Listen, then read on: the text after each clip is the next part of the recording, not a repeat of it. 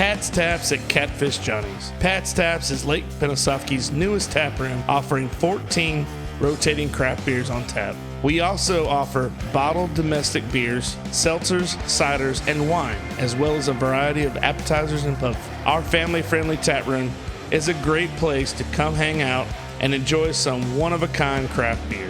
You can find us on Facebook, Instagram, or the Untapped app.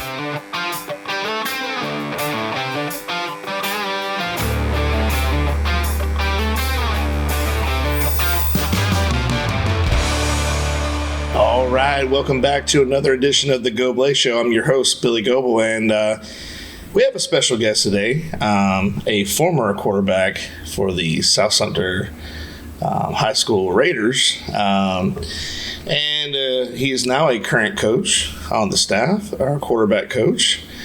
So without further ado, we want to welcome Mr. Garhett Miller. Garrett, welcome to the show, brother. I appreciate you having me. So, yeah, that's crazy. So, normally what I do is if I have my guest on, I kind of give a little backstory about where they're from and all that. And, when I first started this, I didn't, everybody thinks it's all about sports, but I've had people on here that don't talk about sports. I've had some people from Disney that I worked with, very talented people. And when I first came up with the idea, I thought, well, sports is a good segue because everybody loves sports. So, you being our current quarterback coach, I figured you could give us a little insight on, are you from, you said Brooksville, but are you originally from here, or did you move from here or to here, or what? So I was originally born in Spring Hill.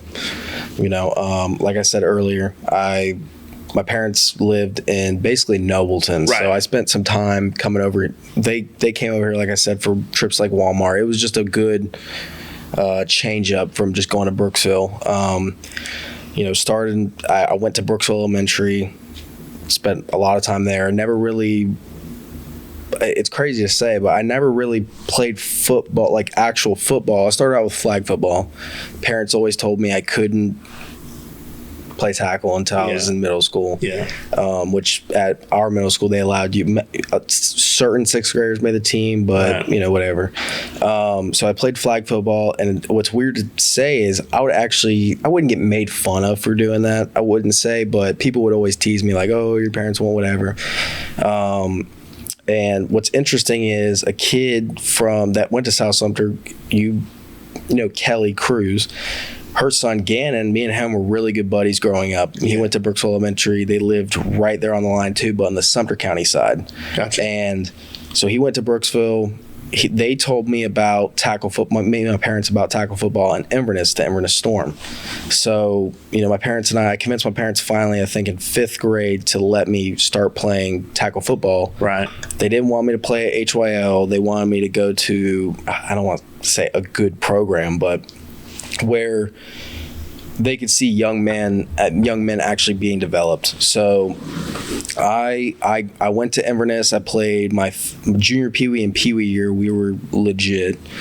We had a freaking squad every single year. We had a squad. Right. And I think we, out of however many games we played, I think we only lost twice. And I think both times were to Denellen. We won the little championship our junior peewee year, went undefeated, and then my peewee year Denellen had a squad, but we played them in the championship and lost. They go on to win the Southeast Regional Championship. They were legit. They had a kid that name, I think his name was Deontay Starks. Ended up being a really good baseball player. I think he played at IMG, but I don't even think he was from this area. Like this kid. Oh wow. This kid would come up there. They had a kid named Javon Lee who was a grade above me. He played at Denellen High, and I don't know if you remember this, but when I played, he was number 25, and I think my freshman, sophomore, junior year, he was the quarterback, and he wore number 25, but growing up, this kid was legit. Like, Yeah. I mean, you did not want to. He would put it on you. It was insane. Yeah. So I go to Inverness, play Pop Warner, and then finally I work my way back to Parrott Middle School in Brooksville, and I try out my 7th grade year, make the team. Didn't play a whole lot. They kind of thought of me as the future of next year. We had some really good football players on that team. We had Lakel Smith. He was the brother of Mr. Florida football, Deshaun Smith from Nature Coast. Really good football. The little brother was a really good football player. Fabian Burnett, we called him Two Fabe. His dad's big into HYL, Pop Warner football. He was actually our quarterback, but he was more of a runner and stuff like that. In times of need, there was another kid we had named Brian Morgan, who went to Nature Coast. Didn't really play. I think he played football, but didn't really play a whole lot. He didn't play quarterback. He was like our quarterback of the time when we were really going to win football games. I mean, he was the one who would hand the ball off and this and that. Right. When they needed to throw, a lot of times they would actually put me in. So, I got to experience that a little bit. And then going into 8th grade, I'll be honest with you, we weren't too good because we lost so much. We actually played South Sumter Middle.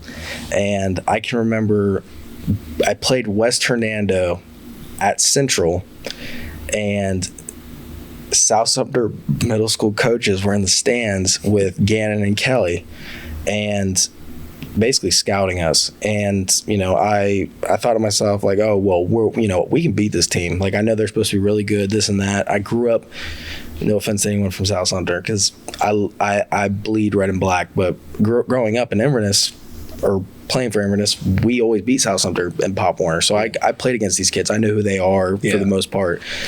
So, that I think it was the final game of the season. We played them at Hernando, and they absolutely whooped us. I mean, there was no competition there. I mean, I think it was 40-6. Oh my gosh. I don't think I played a bad game. I don't think our team necessarily played a bad game, but there was a significant gap as far as talent. And I can remember after shaking everyone's hands, and I don't remember all the coaches because, again, I'm not from Sumter County. I didn't go to the middle school. But I can remember talking to Trevor Moffitt, shaking hands after the game, Gannon Cruz, and Coach Kinley, and I believe Coach Winter. I could be wrong. And them telling me, they thought I was a good quarterback, this and that, and kind of played a part of me coming over here, to be honest with you. I thought, they got a squad there. I come over here and I can really be a part of something special. And so I'm still living in Brooksville, and the time comes to decide what high school I'm going to go to. And originally, I was going to go to Seven Rivers, and I believe it's in Lecanto. It's in Citrus County because, again, I grew up playing with all these kids in Inverness. Right. They had a coach named Coach Green. He was, we went there. It seemed like the program to be at. And I can remember always in the back of my mind, I was like, I really don't want to. I loved playing with these dudes. I really don't want to be here, though. Yeah. I always going to Inverness every single day for Pop Warner practice. It was never something that I enjoyed, and so, I go there, I visit, I go to Hernando because, just like the middle school, they might have like an information night for the middle schoolers, incoming freshmen. So I go to Hernando High School to, get information about the football program, this and that. And the coach at the time, I believe, was Bill Mineta, who's at Crystal River now. And I can remember him, the coaching staff specifically not saying a single word to my parents or I. And I'm like, okay, I don't have to play here. Wow. And it's not about they didn't just talk to me. They didn't talk to any of the incoming freshmen. The thing about that year for Hernando is they had a really good team coming up. Coming into that season, they had a kid named Gino Booker, was the son of the principal at the time. I still believe Miss Booker's the principal.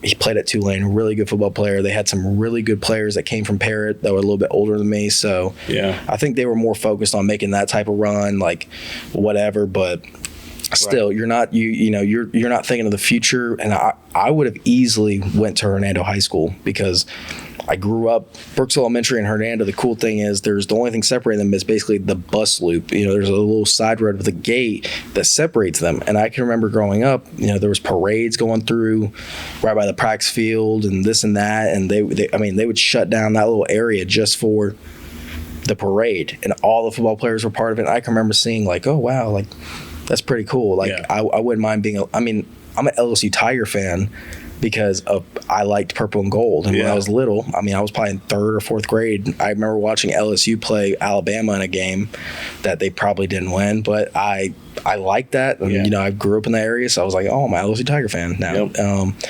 For almost 30 years, 75 Chrome Shop has been a family-run business with a dedicated team of longtime employees. We stay ahead of the curve in the ever-changing trucking industry, providing top-notch customer service and product knowledge. Whether you're looking for the latest chrome accessories or hard-to-find parts, we've got you covered. We offer aftermarket chrome for all big rigs, custom vinyl lettering, acrylic signs, and tags. Our 10,000 square foot facility, the oldest chrome shop in the South, houses a mechanic shop for oil and tire changes and chrome installation. Plus, we have a huge selection of lights for every vehicle on the road. Don't miss our annual truck show every April featuring over 200 trucks and family-friendly entertainment. Visit 75 Chrome Shop today, your truck's new best friend. That happens, and I was like, okay, whatever. I looked to other places. I considered Denellen a little bit. I went up there for a 7-on-7 following my 8th grade season at Parrott. I got to throw with Maurice Goolsby, who was committed to Florida originally, committed to Florida State. I don't know what he's doing. Hopefully he's doing good.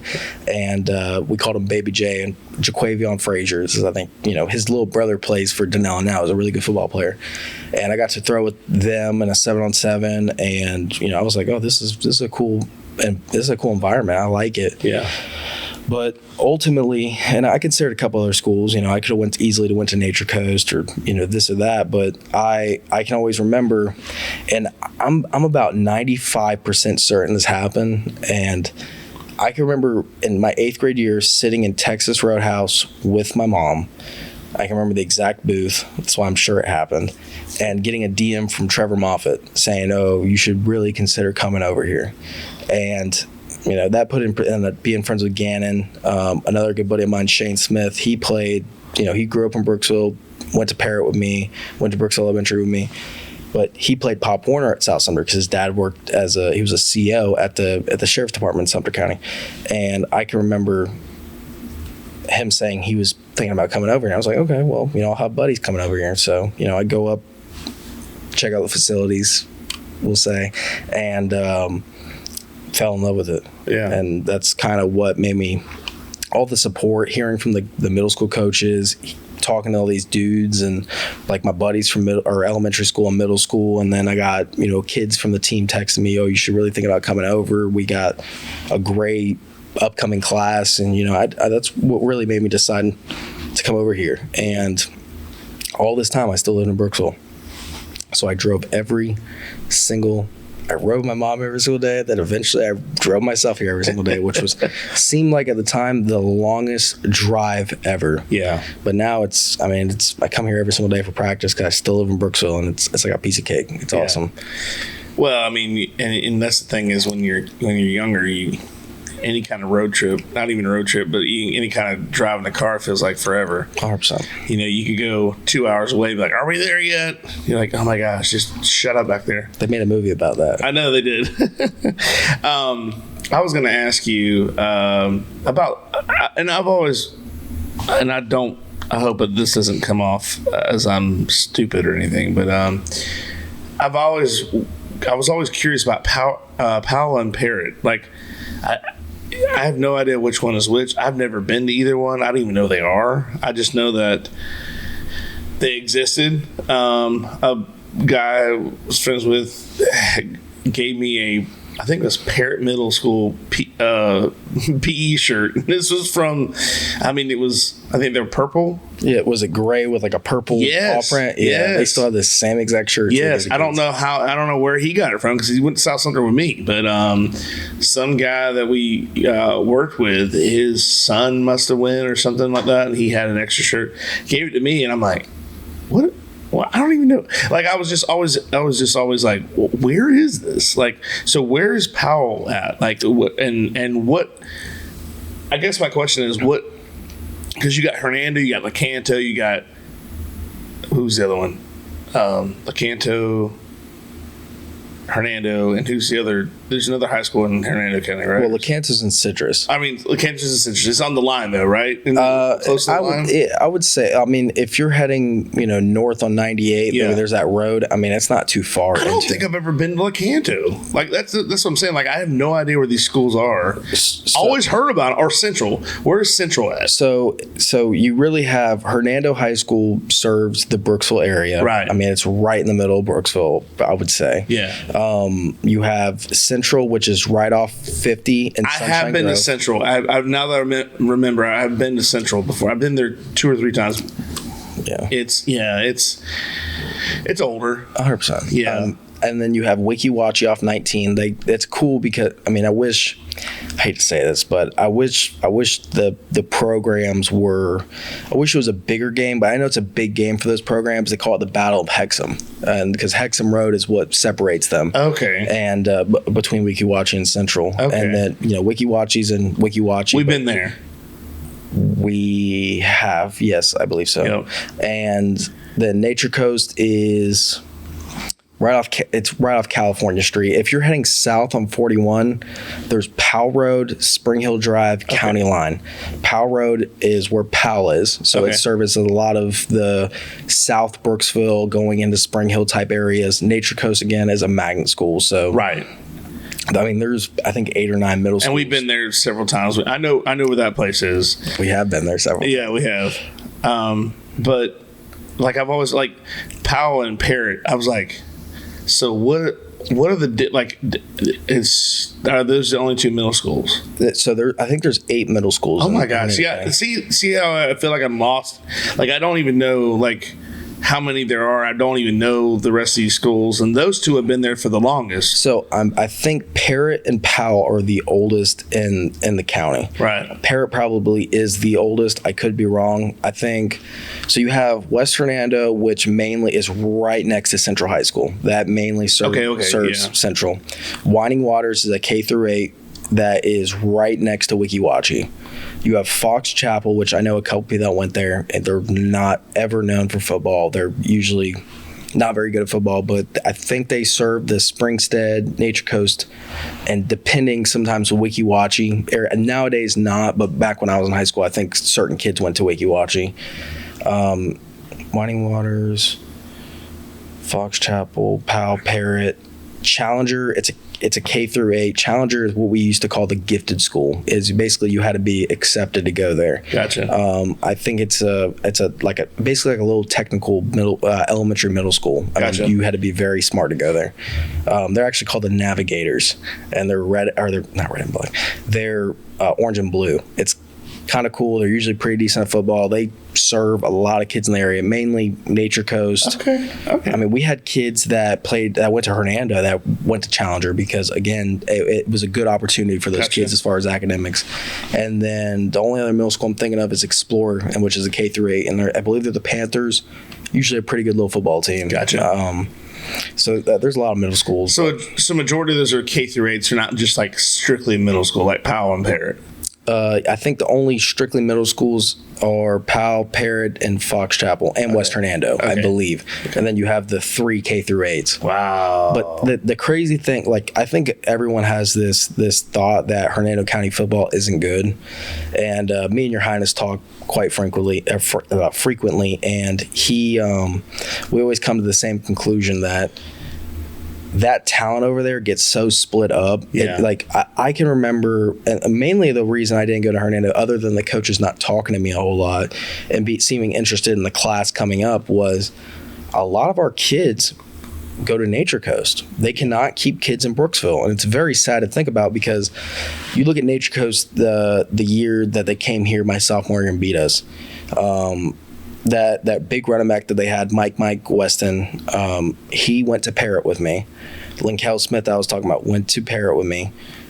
The Tufabe kid who played quarterback there went to Parrott with me. A lot of those kids are Parrott kids. Yeah. You keep them at Hernando with the talent already there. Think about a lot of Nature Coast's success through the years.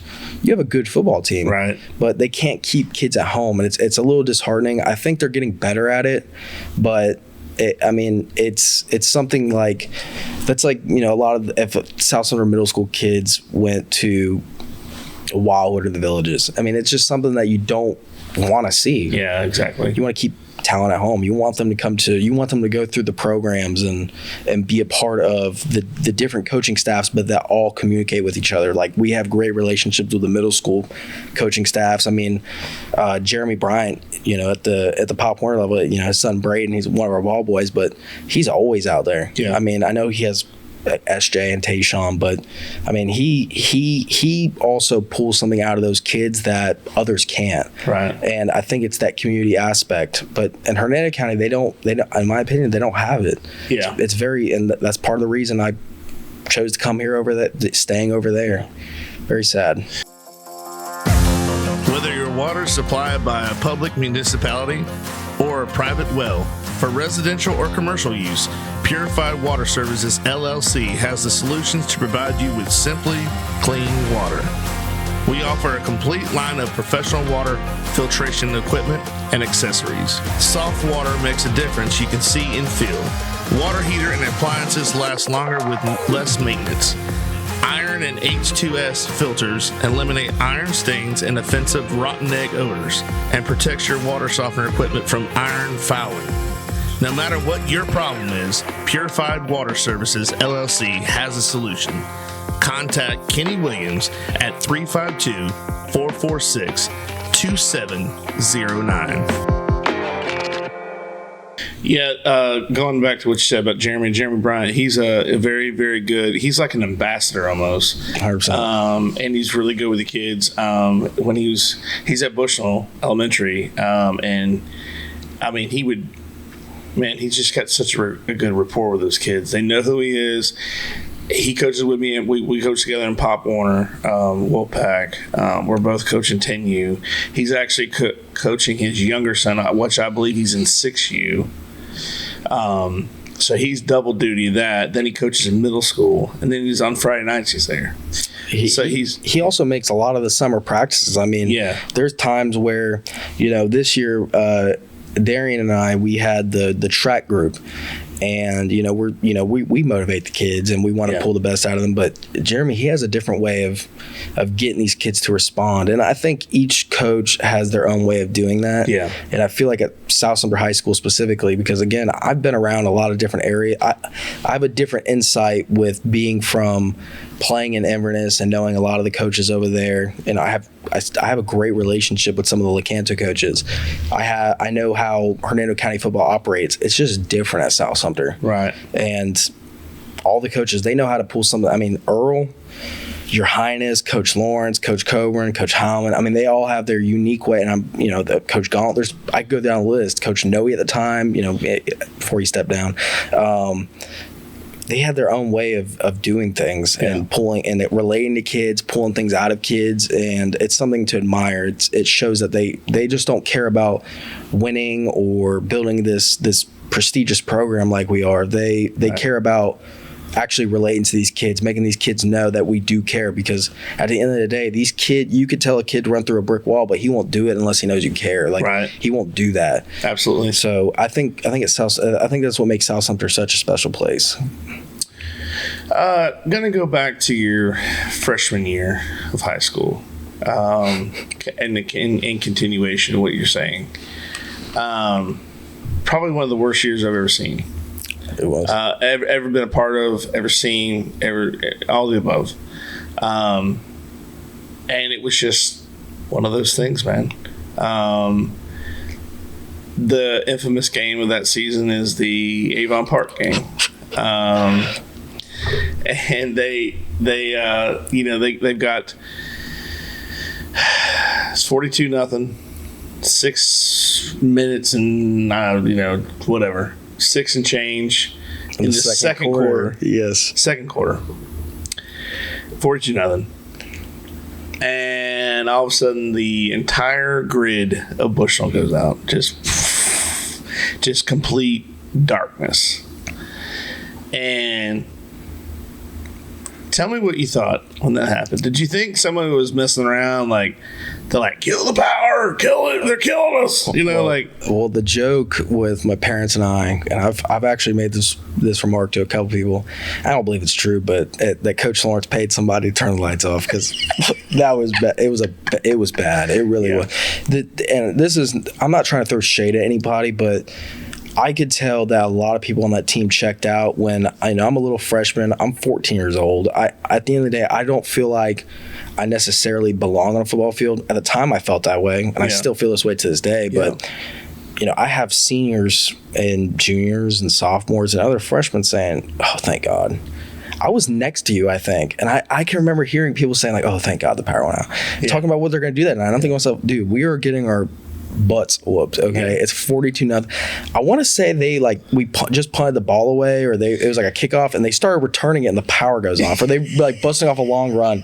During the run of some sort, the power goes off. I don't quote me on that, but I'm thinking to myself, wow, they're about to go up 48-0. It's about to be 5 minutes in the second quarter. We're going to get the ball back. Probably have to punt it away. And anything we did that night, I guess, was not going to work. Well, the thing that you say is, whether or not, whatever it was, it sounds feasible. I mean, it sounds like it just seemed like to me something was going on because I remember the other side, they were kind of mad. Like, oh, yeah. Like, what? Come on now. And I remember, I just remember Coach Alman coming down or, talking to us. He's like, well, guys, if you don't believe in the power of prayer, you do now. I'll never forget that, man. Well, and he just got his face like. I'm pretty sure Coach Lawrence, the coach came out, on the field, and they met, and I think what he told me was they wanted to somehow reschedule the rest of the game, and he's like, "Oh, Coach, we can meet tomorrow morning at 8 a.m. And the coach was like, "Oh, we're good." And he's like, "Coach, I'm just kidding. We'll just call it a game." That sounds about right. Yeah, I mean, at the end of the day, we were and I think there was even bright spots on that team. I felt like at times we were young. I feel like even for that senior class, I feel like it wasn't, you're asking these seniors like Debo, Cam Hudson, all these different people, Ricky Tenario, to go out there, and a lot of them to play with freshmen and sophomores. I mean, that's hard to, and our schedule was not easy. No. And don't get me wrong. When I say it was our worst year, I'm not throwing shade on the kids. It was just, it seemed like a lot of things were stacked up on us, and it just so happened to be it was a rebuilding year. The year before that is when we went to bowls and lost by this much up in Jacksonville, and we were this close to the state championship.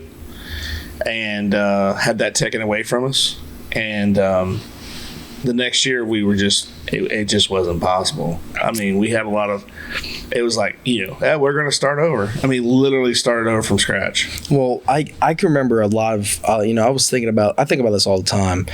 No, you're good. You're good. I think about this all the time. We had. There was games on that schedule. Like, I can remember Coach Lawrence calling me in and telling me I'm going to start as a freshman on varsity. And I'm thinking to myself, oh, Lord.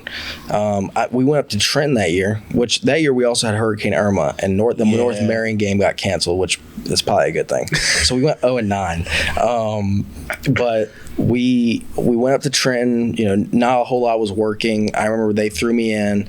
I wore number 16. I'm a little freshman, and we called I think it was right 89 to Davion Smith, another freshman. And I'm like, what is there to lose? I'm 14 playing out here. I might as well just go out there and throw the ball. So, I drop back, I throw the ball, and it was a touchdown. I'm pretty sure it was my first drive ever really playing varsity. And, I was like, okay, I got this. Now, the rest of the game, I think I threw some decent balls, and it wasn't a whole lot of greatness. And I remember after the game, ride home, we get there, they have a coaches meeting on Sunday. Coming into that next week, we're playing Bishop Moore. And Coach Lawrence tells me, you're going to start this game. And I was like, oh, wow. And you always hear about Bishop. I mean, I heard Bishop Moore at the time had Ray Lewis's son at some point. I don't know if I played against him, but apparently Ray Lewis's son went there. And I was like, okay, well, it's a private school that's usually really good out of Orlando. And I was always a very nervous person when it came to football. I would work myself up so much. I mean, I would almost throw up before games, and there was times I did. And I was like that in Pop Warner for practice games. I was like that for middle school, and I was especially like that my freshman year. Practices, games, and I remember when he told me that, my heart sank down in my stomach. I was like, oh no. I can remember going over there. We played at Bishop Moore that year. I fell asleep on the bus. One of the only times I ever really slept on the bus. Basically the whole ride there. I had one song on repeat. I want to say it was Candy Paint by Post Malone. I don't know why that song was on repeat, but it was. And I get out there and I had a field day. I mean, it was an awesome experience. I think I want to say the score of the game was like 42-21, and I felt like that was an accomplishment with that team. It really was. We played pretty well. And I was proud of myself because I went out there at 14 years old and just let it rip. Promotional consideration paid for by the following. Webster Ace Hardware and Farm Supply are generous sponsors for today's podcast. They have been a family-owned business for 27 years. This helpful hardware store sells items such as archery, Ariat clothing and boots, Wrangler jeans, case knives, Hammond's candies, and live fishing gear. They also have a full selection of hardware, RV supply, propane, Ben Moore, Royal & Clark, and Kenningston Paints. You need a barn or fencing job done? Custom barn kits and roofing metal are provided at your local Ace Hardware store. What about a new grill for the yard? Traeger, Big Green Egg, Weber, and Blackstone are found here, along with all the accessories to go with them. Stock up your workshop with DeWalt, Milwaukee, or Craftsman tools. They got you covered. Remember to go to ace.com to shop their entire line to have items shipped directly to the store. Now, for the rest of the season, you were just talking about the Avon Park. I mean, it wasn't good. I mean, we did Denellen. I mean, we played St. Pete. It was just not a good rest of the season. We were not. I think a lot of the kids were so checked out by that time that it made it hard to believe in the team. Going back to that Bishop Moore game, I remember that game because I believe they either ran the kickoff back or the punt back, and we were down 7-0 like that. But and if it wasn't that game, it was another game. I remember that it was very quick. They blocked a punt. Something happened. They got a quick score. I think it was my junior year that happened. That was okay. Sorry, I knew I'm having this memory lapse where I go, man, I've been there before. What year was that? You do so many years and they all run together. But I knew it was at Bishop Moore, so it was it was your junior year, so it'd be every other year. But yeah, it was one of those deals where, this happened the other night, against Niceville, 14-0. And that's like, they have drive killers. Well, they've also got, mind killers where they're like, you can be up, and some of the greatest games you've ever seen in your life, they were down. I mean, you weren't. What year were you born? 2003. Okay, so you definitely weren't around for this game. But anyways, 10 years before that, I want to say 10 years. Yeah, 10 years. Yeah, 10 years before that, professional Buffalo Bills were playing the Houston Oilers at the time, which is now the Tennessee Titans. They were in Houston, and Warren Moon is the quarterback. Houston's up 35. Just say 35-0. I don't know exactly what the score was, but I know they were up. They were down big, and they came back. Buffalo came back and won the game. See, I mean, I think all of it's. I mean, you talked about it a little bit earlier. Like when that Niceville game, we go down. We get the ball first. We don't move the ball hardly at all. They go down, score. Same thing. And I can remember looking at the frustration in our kids' eyes. And usually, me being young, I would probably feel the same way when I played. But I can remember vividly telling our kids, like, we're okay. You just keep playing. We're going to be in this. And I don't know why I had that gut feeling of like this. I mean, this game, you sometimes can get a feeling. You go down 14-0, 21-0. You're like, okay, and this team's just really good.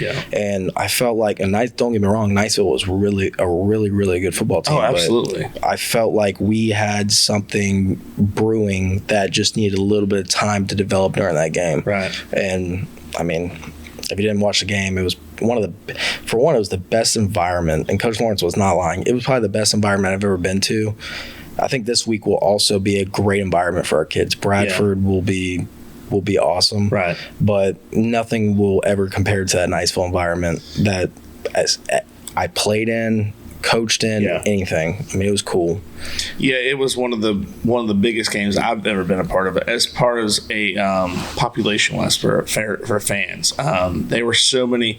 Just to paint you a picture for those who didn't make the game, Niceville Stadium's a horseshoe bowl with the end zone. I believe it's the south end zone is open.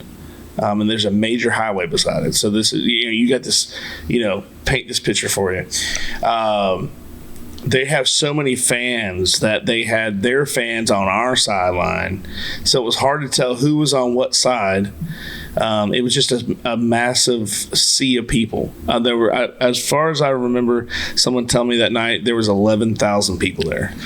11,000. The coolest thing about it is I remember when we walked in, I'm like, okay, this is pretty cool. Don't get me wrong. Me and a couple other coaches were bringing stuff down onto the field, and I can remember them telling, and I remember their kicking game was out. Their kicker was kicking field goals and stuff, and the announcer's telling them, okay, football players, you got to get off the field. We're about to practice our halftime performance. And the band is ginormous. I mean, it's bigger than one of our graduating classes at South Sumter. Yeah, that was only half their band that night. Yeah, see, that's insane. And I can remember walking back up, and there's a bridge that goes over the highway, but it connects into the school, which thinking about it now, I'm like thinking to myself, the bridge connects. Basically, I think it connected to the school, didn't it? So what it does is they built this parking lot across the street, and they've got one of those the bridge, pedestrian walkway bridges, and on the other side is it dumps you right into the ticket booth. So you don't have to go into the stadium. You can go down the back side of the stadium, which is still part of the school, but it's off campus. But it's not on campus. It's still, you got to go through the gate. Well, there were people watching from the bridge. Oh, I'm sure they were, yeah. It was awesome to see. I mean, I remember watching, in pregame, I look over and see this bridge and there's people standing on there. I'm like, wow. And it's over this major highway, like you're saying. I mean, the environment there was so cool. You can tell those people, those kids talk about all day. They probably don't even do classwork, the schoolwork. I mean, I know a lot of football players, like when I played, a lot of times I would do my schoolwork. I would sit down and I would just do it, pretty methodically because I wanted to kind of lock myself in. Those kids, the student section, those kids are not thinking about schoolwork there. They are getting ready for the football game. No, my brother is he coaches out in Alabama. He was in Oklahoma. But he's at a school in Prattville High, and he's an offensive line coach. And he tells me that on game days they have a pep rally, and it's at 10 o'clock in the morning. It's like on Varsity Blues when everybody gets to school and they're like pep rally and everybody's driving up, and it's all dedicated to football. And he said that they don't play around up there. They won 3 back-to-back state championships, so they're very, very that's what they do up there. It's a very good program as well. But it's not just them. I mean, they're in Texas the same way. It's just different. People do they have different ways of doing it. Well, like I said earlier, me and Johannes talk a lot, and I mean the school. Like we often talk about like different areas of Florida because I love geography. I like looking at the state of Florida and like looking at this town like, oh, would they be good at football? And I know that's probably like a dumb thing to say, but like I look at a town a town that I'm very familiar with. Spent a little bit of time there, Venice. Okay. I go through Venice, and I spend a lot of time in Venice. I look around there, I'm like, there's no way this team's good at football. They're legit in football. Yeah. I mean, and there's plenty of little areas like that where you look at it, but I don't see a big difference in talent in this area compared to other areas. Even in Polk County, Brevard County, like Cocoa, I think it's a matter of a lot of schools in this area and a lot of towns, I don't think they take football as serious as other areas like a Venice or Lakeland, but I think South Sumter does. And I think that's what makes South Sumter so special. Denellen High School, who's usually very good, they take football very serious up there. Yeah. But you go to other schools, I'm not going to name any schools, but you go to other schools around here and it's just like, okay, the parents are there and stuff. Yeah. There's no boosters, there's no alumni, there's none of that. So it's a little disheartening knowing that, being a kid from Hernando County, played in this county, played in Citrus County, there's talent around here. Yeah. There's a lot of talent. Oh, yeah. And it's just not as serious. Another thing is, you would think that, I know away games are a little bit different, but like we've been to some games where like you go there and there's nobody in the home stands, and you're just like, man, where are the families at? They don't want to come see their kids play, and half the time, I'm not saying that they don't. I'm just saying I can tell that they're representing where are they? Were they in the bathroom or something when we were looking, because it didn't seem like there was anybody there in the stands. We often have more fans in the ways. I can think back to, and I was so excited for this game last year because I always wanted to play them in high school, Hernando High School. They had some fans there. Don't get me wrong, but their visiting side, bleachers could not hold all our fans. I remember my dad stood up, their baseball field. They have stands here, there, and there, and then here's the football stands, and he's standing on the baseball stands looking this way because there's no room. Oh my gosh! It's insane. Our following with our program. It's something that's pretty legit, to be honest with you. Cone Ice. Cone Ice is a shaved ice truck that brings a one-of-a-kind tropical experience to you. Guests can flavor their own Cone Ice on our signature flavor wave, dance to our island music tunes, and enjoy a nutritious and delicious treat. Contact Jeremy and Marissa at 352-403-0515. Don't forget to follow them on Facebook, Instagram, and TikTok. I just posted that picture of, I don't know if you saw it. It was in the group text with the coaches. It was the picture of the field that somebody had flown by. It was a friend of Jennifer Gauntlet's. It took a picture, and man, our field just looks. Well, it's beautiful. It looks really good, man. I'm telling you, even though, especially like at night, it would look even cooler. I wish I knew somebody that had like a plane or something you could take a couple shots, fly over or whatever, but like it just looks so cool from that perspective. And that's something that we've been waiting on for a long time. Somebody commented on it because I posted on our Facebook page. He said, it's taken like 40 years, but it was so worth it. And speaking of that, are you the last quarterback to play on the grass field? Was that your class, or was that the next class? No, it was the next class, I believe. You were 20. It was 21. No, I think 23 also played on a grass field. I think 24 was the first class. They were the first, because my first year coaching, that remember we had the. Oh yeah, last year was the same one. But okay. I was the first year for the new stadium. That's okay. So I knew you had something to do with that, because I remember because you were the year after COVID. Right. No, I was yes. Yeah, The season after. Yep. Yeah, 2020 season, but you graduated 2021. Okay, yeah, when I try to figure out like especially if I'm doing if I grab a highlight tape and I'm trying to get take clips from it, I'm like, okay, you can't go by what it says on there. That's not their graduating class. That's the year they played. So I graduated in 2000, so you got to look for all the 99s. But I'm not looking for 99 because that's not us, but it is us. And so you tend to forget that. But yeah, I thought that was cool. You guys got to play in the new stadium, and it was much needed. Yes, yeah, it was. A lot of, and I tell what's funny is I tell all the guys that come back. I tell them I'm dead serious when I say this. I'm like, you guys helped do this. You guys made this possible. If we weren't, every year striving to be the best, if we were just mediocre for 40 years, I don't think it would have gotten done. 100% wouldn't have. I mean, you look at other schools in the area. Yeah. I mean, they're not going to, I hate to say it this way, but they're not going to put up a bunch of money to put into a program that's not producing. They're just not going to. No, and I get that, and but that goes back to what I was saying. Where's the sense of pride? We have people that come back, and you see that.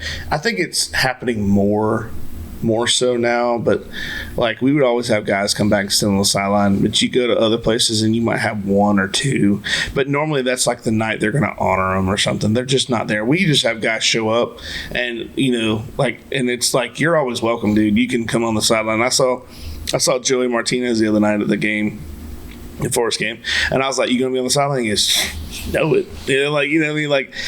But those are the guys I'm talking about, paved the way, Boo, Kiki, Darian, Earl, Ben, all these guys that played, and not even the guys that kept going to the next tier. I mean, there were guys that played 4 years and they put as just much work as another guy that went a little bit higher than them. It was a group effort, but I like to single everybody out and say, you still did it. You know what I mean? You did it. And I don't care if you played or were upstairs with us writing down blitz calls or whatever, or everybody has a part of it, and it's just it's like we say, it's something to be it's a great thing to be a part of. 100%. So it really is. It's very special. It is the way to put it. It is, and they say a tradition like no other. Seriously, I know a lot of people can they can fudge that where they're like, well, that's tradition. Yeah, so is Thanksgiving dinner, but it's not the same. You know what I'm saying? And traditions change so easily because people change. You have a family and you've gotten together for 30 years, and if a family is centered around one person, or say grandparents, your grandparents are the top.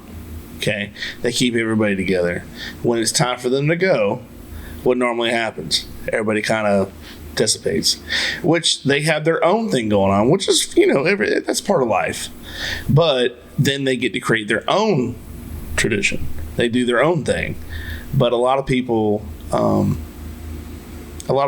even get to experience that. You know what I mean? So they have their own thing. Very sad. It is. I didn't mean to bring the party down, but I mean it's true though. It's sad but true. So I wanted to bring this up because it's one of our favorite stories. So for those of you who don't know, Garrett was our quarterback, and like he said, a big LSU fan. Well, I had dug through my wardrobe archives, and I have a collection of old jerseys. And I have a jersey of Cecil Collins. Cecil Collins was a running back at LSU back in the late 90s or early 2000s. I can't remember exactly. We'll pinpoint that 10 years, 95 to 05. We'll say that. And I knew Garrett was a big fan. And I said, Garrett, if you throw a touchdown tonight, I'm gonna bring you that LSU jersey. It was a little bit more specific than that, though. Oh, but we don't. Well, yeah, we don't want to say exactly, but I'll say, Garrett, you have to throw a certain pass, and it has a certain name, and you have to, and if it's not called, it doesn't count. That play has to be called, and you have to throw the ball to exactly where I'm talking about. Well, if you know me, it's my favorite play in South Sumter history. I would say it's top 3 easily. Yeah. And to give a hint, they had a pretty big win this weekend. A pretty big win. So you gotta throw that gem in there, don't you? Yeah, I do actually. My team lost too, so it's not a big deal. But I didn't know the play was going to be called. Thank God it was called. Again, it was one of my favorite plays. Yeah, I mean, it's one of mine too. It was, the sign's cool. I mean, it's iconic. Yeah. You know, what the team's known for, I guess, as far as what they throw up. And it's not Texas. And we did make that bet, and I delivered.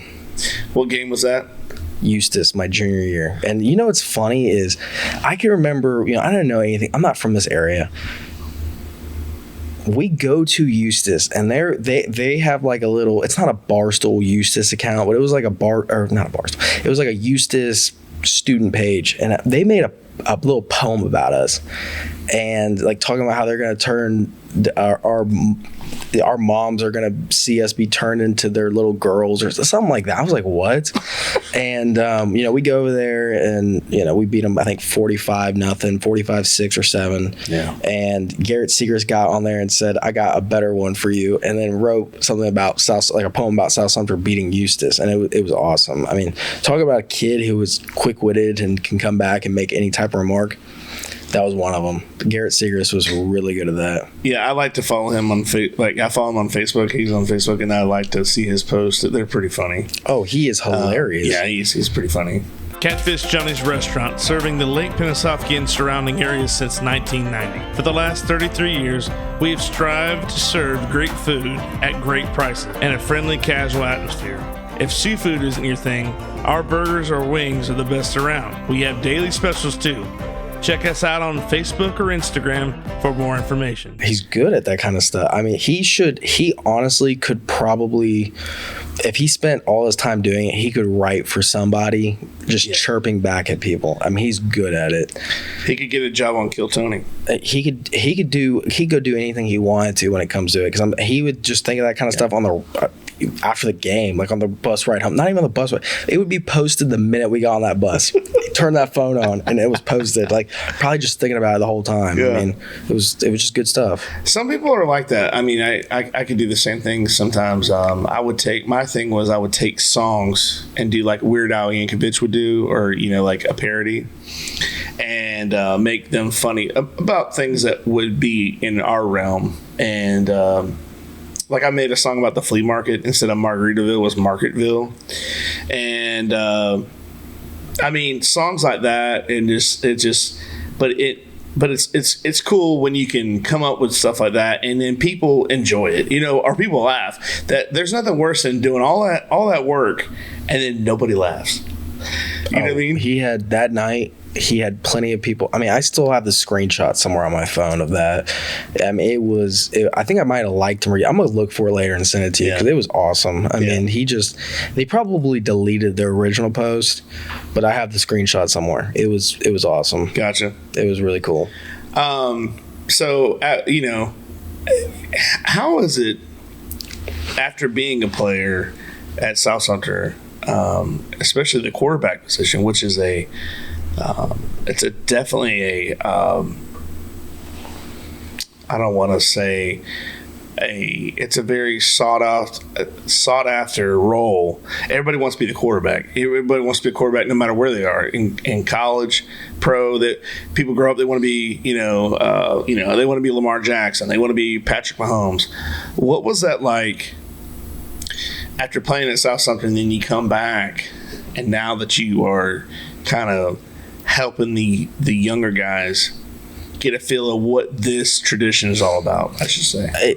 Honestly, it's been a big adjustment, and I me and my mom talk about it all the time. It's really changed my perspective on life, and not just that. I mean, it's changed who I am. I mean, I was a completely different person. I think a lot of things, after high school changed me as a person, but I mean, it's cool. It really is. I mean, I feel like I can relate to kids in certain ways. Like, right now I have 3 quarterbacks. I have Landon Sherman, Blaine Walker, and my little Kobe Bailey. I can relate to each one of them in a different way just through my playing experience or life experience. Like, I'm not from this area, neither is Blaine. Like, I know how it feels to come in and try to not just be accepted, but to learn the program, the history, the tradition, how it goes, what are the norms of this program. And I also know how it feels to play in this program and be here, just like Landon and Kobe. I'm not from this area, but I mean, I spent many a day. Thank God for Miss Shauna Jordan. I mean, that lady took care of me.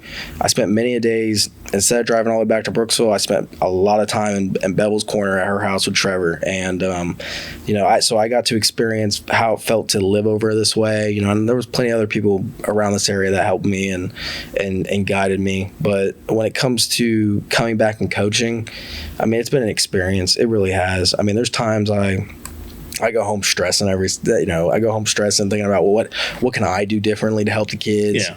What can I do to make them understand certain things? And I feel like at South Sumter we have really taken up a notch as far as the plays and different things as far as concepts, especially offensively. Now we've always been known for defense, right. But offensively I feel like we have taken up a notch, and you need guys who understand as far as a coaching perspective, but as well as translating that to your players. And I feel like it's been a cool experience. It really has. Yeah. I could talk about it for 3 hours probably.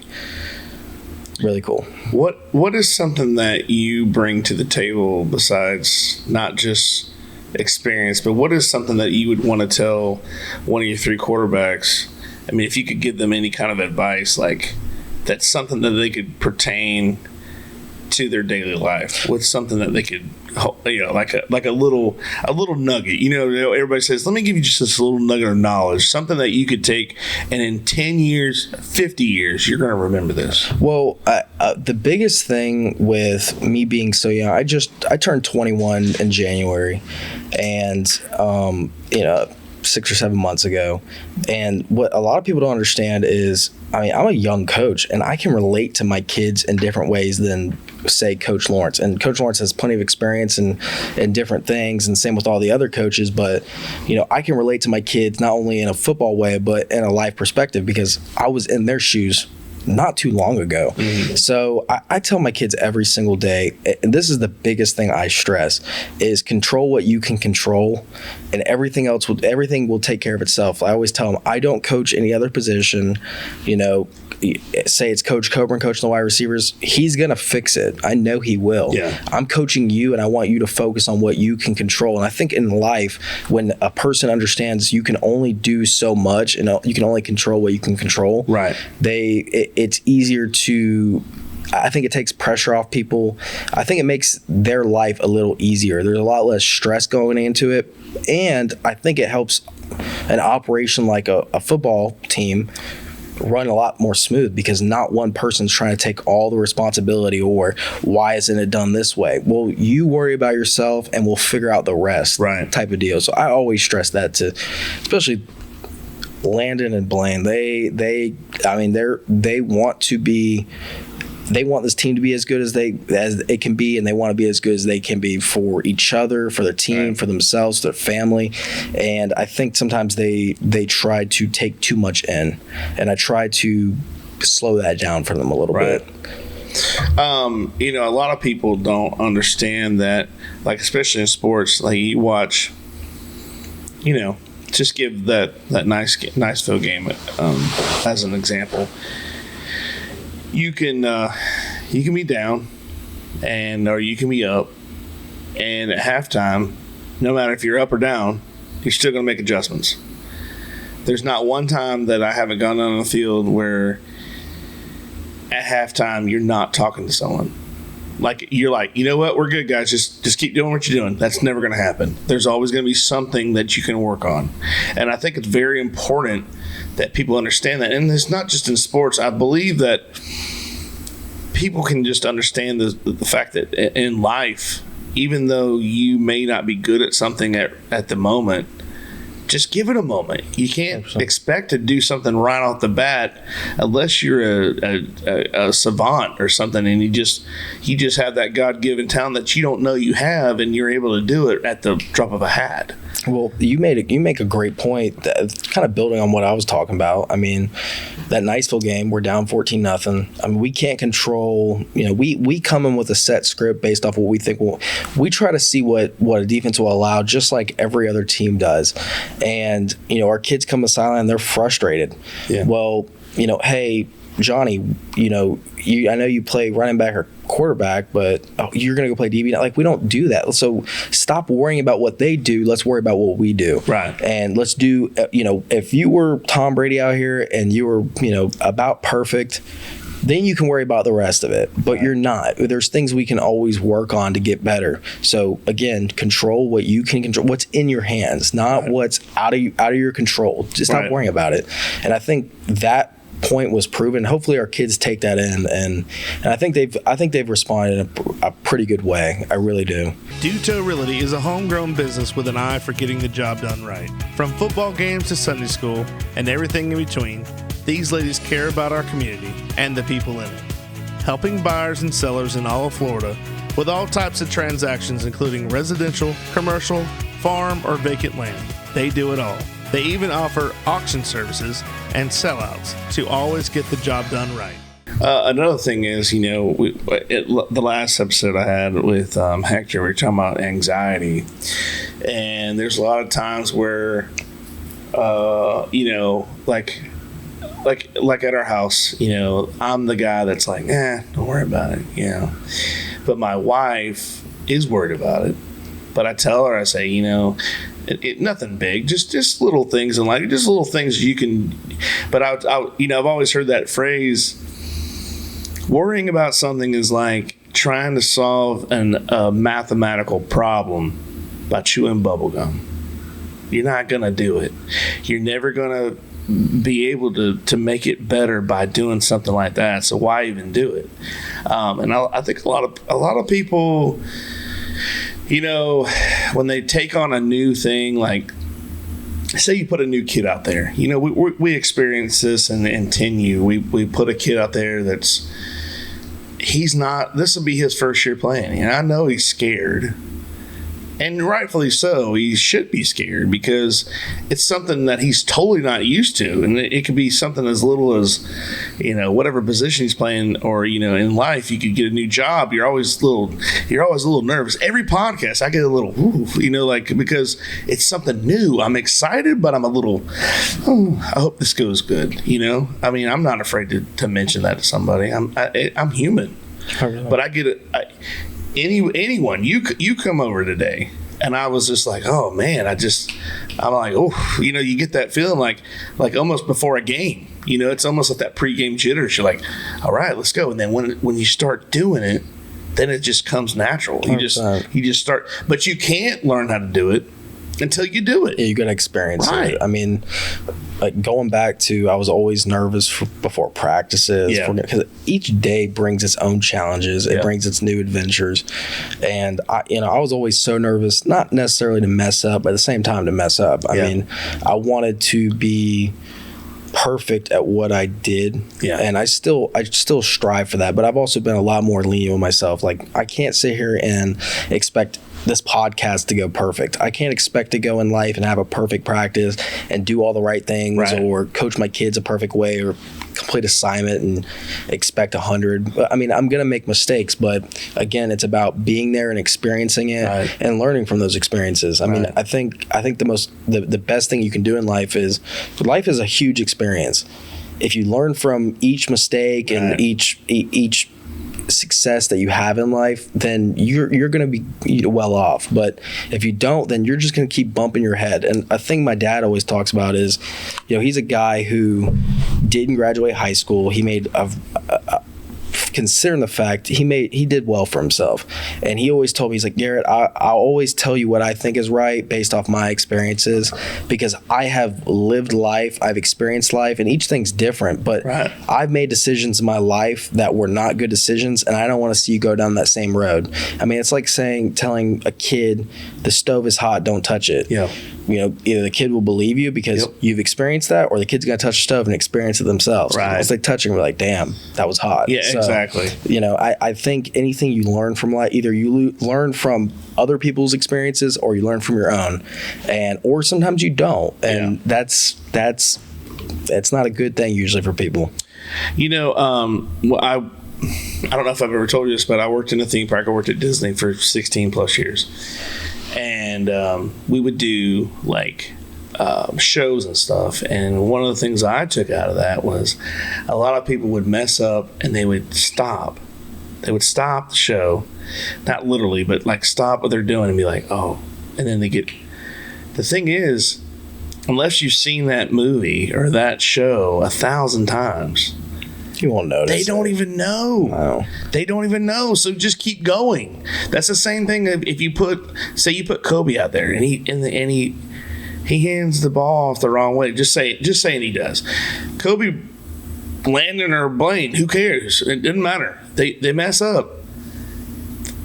Why worry about it? The people in the stands don't know unless they've been there at practice and they go, that wasn't supposed to go that way. You see what I'm saying? 100%. Why can't there's something in our brain that makes us go, oh man, we have to stop. No, I have to redo this. It's not good enough for me or society. Why do we have to keep going? Don't stop, keep going. Well, a big thing with our football team is, and I think Coach Gauntlet, I heard this from Coach Gauntlet originally, I believe, when it came to football, is if you're going to mess up, do it at 100%. Do it at full speed. I mean, absolutely. They say send it. That's what you need to do. You need to go full speed doing it. And I think anything in life other than, running a red light, don't do that full speed. I mean, that wouldn't be good. Right. But with a majority of things in life, it's a good thing. If you mess up and you're going full speed, oftentimes it might work out. I mean, it's more in your favor to work out than it's not. So, I mean, that's what we preach. I preach that to my kids all the time. I mean, you can make a mistake, but if you give 100% effort, a lot of times it'll work out. Another thing is, I've noticed this with drivers. You ever seen somebody driving and then something happens and they hesitate and they get worse? They're in a worse position when they hesitate. Instead of just going, go. Or either go or stop. But when you're in that middle, it's like the dead rodent on the road. He wasn't totally committed to the other side of the road. You see squirrels do it all the time. They go one way, then they stop, and they think, and they start running the other way, and they're like, screw it, I'll go back this way. And then they get hit by 3 tires. You bump. Yeah, exactly. But isn't it funny how it's little things. I could write all that down. I'm not going to do it. Well, it's crazy to think when we start talking about it. Another thing Coach Gauntlet always says, and I might butcher this, but I'm going to try not to, is a cluttered mind is a slow moving body, and it's 100% true. That makes sense. When you're thinking about things and stuff is just in your mind, you're not going to be able to perform. You're not going to be able to think clearly. You're not going to be able to think about it and translate it into real world actions. I mean, and that's the same thing with if you're on the football field and you're thinking, oh, this is my read. Did he do this, that? I mean, a lot of times that read's gone. I mean, that play is taken away because you're not reacting. You're just thinking too much. You're not letting it come to you. Right. So, again, the squirrel, he thought too much and he gets hit by a car. Unfortunate, but a cluttered mind is a slow-moving body. It's something that I heard as a freshman, sophomore, junior, senior, and I still hear it to this day. And I think sometimes our kids don't understand this, but everything these coaches preach to them, I think about it all the time. We're talking about it right now. Yeah. It's going to apply to their life in the future. Yeah. And it's a cool thing to experience when you finally are able to experience it, because without those experiences, it's just another saying. Yeah. You know what I mean? I mean, I don't know. Well, I'll tell you this, and it's funny how when people coach, they give these kids, like I said, the little nugget, like a little something that they'll never forget. And a lot of people, like, I would listen to old coaches, what they would say. Like, I'm a big fan of Jimmy Johnson. So Jimmy Johnson would say, like one time Michael Irvin, he was going to catch a ball and he was trying to catch it. Well, kids try to be, they're going to catch the ball one hand. Well, he dropped it. And he said, don't be pretty, be good. So use two hands. Two hands are better than one. You're not going to drop it if you get two hands on the ball. You won't drop it as fast or as quick as you trying to lob it on one hand and try to be showboat, But this is back in the late 80s. I mean, it's not like it's a new concept. A new concept, correct. So there's a lot of different things that they say that you go, wow, you know what? I really didn't think of it that way. Or maybe I should try that. Or, I mean, he was pretty cutthroat. There was a guy on his team one time that was having trouble at practice. He was last. He would make him run laps, and he was last, right? He wanted to know why he was last. He said, Coach, my asthma. I got asthma. He goes, asthma, my ass. Take yourself over to the asthma field. And he cut him. He was cut. This is a professional athlete. He was cut because Coach, I have a respiratory illness. That's insane. And he's like, yeah, you're not good enough. If you can't keep up with us, then you're gonna. He would race him. And if you got beat by him, then you either need to lose weight or you need to get better. Well, I remember, there was times in practice where Coach, I wouldn't throw a good ball, or I think he's done this to more since I've been coaching. How hard is this? And he'd get in during 7-on-7 or during we're throwing, and he takes the ball and he just throws it. I mean, it's not a pretty throw whatsoever, but he's proven the point. It's like, just throw the ball. Yeah. I'm getting out here, I'm throwing the ball, just throw the ball. And I think our kids, they think it's funny, but it also serves the point of, if I can come out here and do it and complete the pass, so can you. Well, piggybacking on that, I've had experiences in my life, and this is going to seem so silly, but like I'm at work one day and I got to take the weed eater string, the string on the weed eater. It comes out. It's done. I got to put weed eater string on it. When I worked with my buddy with his lawn crew, all I did was mow and blow. Used a blower. I didn't put the weed eater string. Well, there are different types that you have to do there. It's almost like an art, And I'm thinking, and I'm overthinking this, I'm like, oh my gosh, I'm like, oh my gosh, I'm getting frustrated. It's hot, And I had to stop myself and go, Billy, there are guys with no teeth doing this. Like, you know what I'm saying? Like, come on, this is not hard. And eventually I would, I figured it out, but I'm like, there's guys that are, you know what I mean? Like they're not thinking about it. Yeah. They just do it. I'm not saying all guys do that. I'm just saying, I'm just trying to just keep myself calm and also try to make myself laugh but yeah, you just overthink stuff so much, and it's like, dude, is that really like necessary? Like, why would you do that? Well, I think a big thing with athletes and people in life in general is they doubt themselves. Oh my gosh, doubt in the back of your head it'll kill it'll kill everything you have going on. I mean, it kills everything about. Maybe sometimes even an ego and a bad ego, sometimes a good ego, like having confidence in yourself. I mean, it is a confidence killer. It really is. That's why we are our worst enemy. We 100%. are our own worst enemy, and I believe that. You don't understand that when you're little, you're growing up, and then you start to second guess yourself. And I have talked myself out of so many things, man. I have talked myself, like, I'm just talking about like little things, like, all right, when I get done here, I'm going to go here and get gas. I get done. You don't really need gas. Do we have time to get gas? well, we really do need gas, but you ain't got time. Okay, we won't get gas.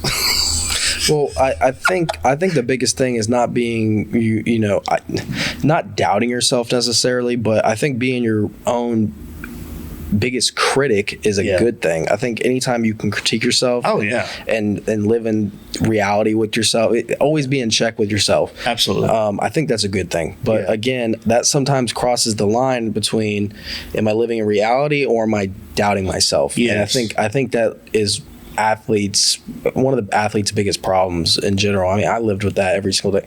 Is, I was down at college, I'm dealing with my back injury, and I didn't know it was actually hurting at the time, but I'm sitting there and is this really for me? Or I know kids, fall camp is something some people, they don't mind it, but to a lot of incoming freshmen, it's different. I mean, It's a different experience. And I remember every single day waking up, I'm like, is this really for me? Like, do I really want to do this in my life for the next 3 to 4, 4 years of my life? I mean, not really. But again, you go and do it, and once you get over with it, you're like, oh, it wasn't as bad as I thought it was going to be. Absolutely. And I think our kids deal with that every single day. Yeah. This is going to debut on Friday night, so we got Wiregrass tonight. How do you think we're going to do? Pretty good. Pretty good? I mean, I think the thing about them is they like to spread the ball out. They have a bunch of transfers. But again, we're used to playing teams that have a bunch of transfers. I mean, we play predominantly with homegrown talent, with pieces from here, that like a situation like me. But a lot of our kids that are a part of this program historically are from this area. Their dads or uncles or grandpas played here, or brothers played here. Like, I talk to Pierce Story all the time, and he loves talking about his brother, and rightfully so. I heard he was a really good football player. Oh yeah. And I hear these little experiences. Trevor Moffitt, one of my best friends growing up, I mean, his dad is a Southampton legend. Yeah. Rightfully so again. I mean, and I coach with a bunch of guys who are from this area, and they made an impact on this program. So, and they did it before us, and we'll do it during this time, and we'll do it in the future. I think that the rest of our schedule, to be honest with you, is I wouldn't say it's a gauntlet, but they're extremely winnable games. I think it's going to take a full team effort to finish the way we want to finish. Right. But I mean, Wiregrass Ranch is just another stepping stone towards our ultimate goal. Right. And we're going to face teams in the playoffs like Wiregrass who will like to spread the ball out, getting empty, getting to 3-by-1, and it's just another thing. But they're a good football team. Yeah. Well, Garrett, I appreciate you coming over, taking the time out of your busy schedule. I mean, I get to see every time I go up there, and you seem like you are vested in our program, even though, like you said, you weren't from here, and it speaks volumes of the commitment that our coaches have every day, and I appreciate all you do. We have a good time on the sideline, 100% we do. And the kids seem to enjoy. You do a really, really good job. So just in case nobody else tells you, I'm just kidding. Even though they give you a hard time, they give me a hard time too, and it's out of love. But anyways, I appreciate you coming over today. I appreciate you having me. And we'll see you again on here sometime. I'd love to have you back on. We can talk more about anything. So. But that's going to be it for right now, guys, and we appreciate everybody joining in. I want to thank our sponsors for all their help. Without their help, this isn't possible, and appreciate every one of them.